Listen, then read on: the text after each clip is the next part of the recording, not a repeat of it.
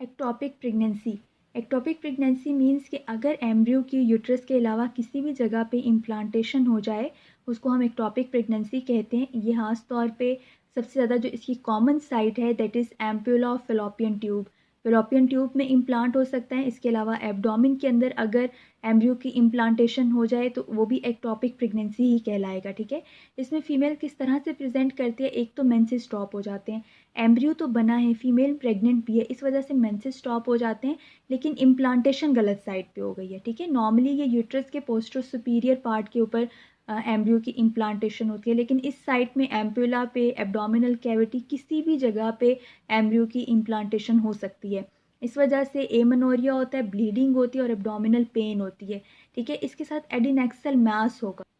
Genital track से related अगर कोई भी मास होता है ना तो उसको हम एडिनेक्सल मास कहते हैं। ठीक है, अब नॉर्मल जो यूट्रस के पोस्टर सुपीरियर पार्ट के ऊपर अगर एम्ब्रियो की इम्प्लांटेशन हो तो फिर तो वो नॉर्मली जब भी फीटस या एम्ब्रियो की एनलार्ज होता है, बड़ा होता है, तो वो यूट्रस के अंदर एनलार्ज होगा। लेकिन इस केस में चूंकि वो एम्प्यूला ऑफ फेलोपियन ट्यूब के अंदर इम्प्लांट है, तो चूंकि वो बहुत नैरो सी एक ट्यूब है, इस वजह से वहाँ पे एक मास फील होता है विच इज़ कॉल्ड एडिनेक्सल मास। ये एब्डोमिनल एग्जामिनेशन के या एब्डोमिनल अल्ट्रासाउंड पे फील होता है।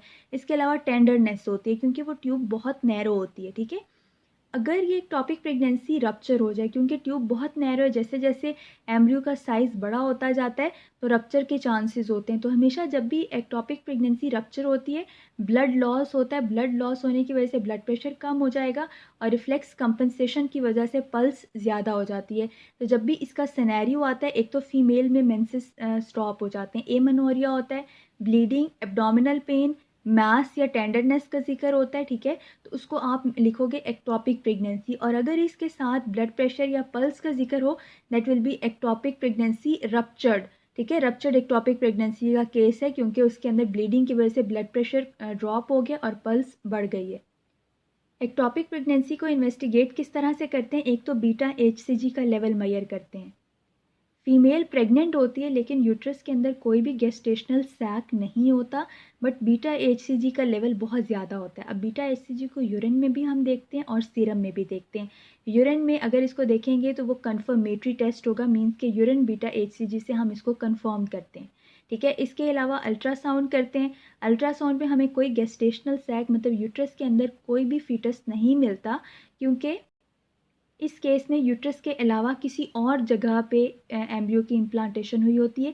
सो हमें एडिनेक्सल मास मिल सकता है, मींस के यूट्रस के अलावा किसी भी फीमेल जेनिटल ट्रैक से रिलेटेड कोई भी मास हमें मिल सकता है, एडिनेक्सल मास हम उसको कहेंगे। और साथ फ्री फ्लूइड मिल सकता है इन केस कि अगर एक टॉपिक प्रेगनेंसी रप्चर हो जाए तो वो फ्री फ्लूइड हमें मिल सकता है। ठीक है, तो ट्रांसवेजाइनल अल्ट्रासाउंड पे कोई गेस्टेशनल सैक नहीं होता, एडिनेक्सल मास होता है। ठीक है, इसके अलावा इसको हम लेप्रोस्कोपी पे डायग्नोस करते हैं। It is gold standard investigation for ectopic pregnancy. इसको हम ट्रीट किस तरह से करते हैं, मेडिकली हम इसको ट्रीट करते हैं मेथोट्रेक्सेट से।